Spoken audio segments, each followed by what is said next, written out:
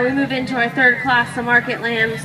Get some sheep that are a little bit heavier weight, and you can actually peel your little weather out here. I think that this class takes a little bit of a sort, a little bit of time and evaluation to kind of arrive at where you want to start and where you want to end up. I think there's merits to all these sheep out here.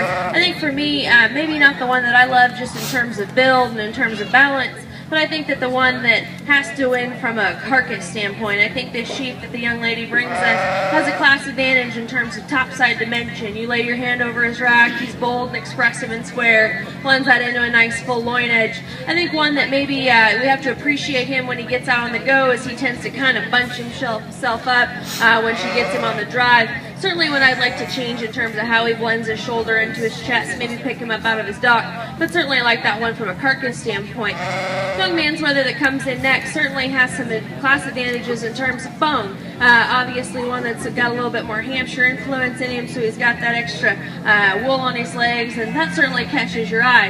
I think that he's cool in his chest and gives you a nice hard touch. For me, I think he needs, again, a little bit more time. He's a little raw in his look, I think, and that shoulder blade kind of hangs out there on him, and he needs to kind of have a little bit more time to fill in there around his dock. I think for me, also, you know, this young man's chosen to leave some wool above his hock, and I think that actually is somewhat detrimental to his hip looking a little bit bigger. So, you know, just in the future, maybe think about taking that out of there to really, it's kind of like the steers. They take that point right below their stifle out to try to really maximize how big their hip is. It's just a little visual thing. But I think that sheep's nice just in terms of handle. Wish we could make him built a little bit smoother.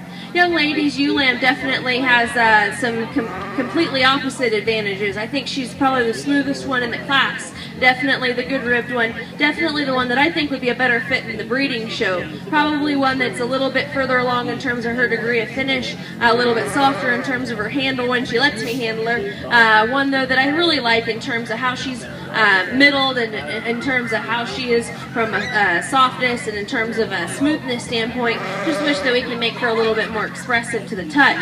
Young lady sheep that comes in next, I think, is a good carcass sheep. He's got a huge rack on him, big old hip on him. He's just kind of not built very good. I think that his neck's pretty short. It attaches relatively low into a bold shoulder, and he's off out of his hip and hind leg. But really like the extension that this sheep has. Really like the overwhelming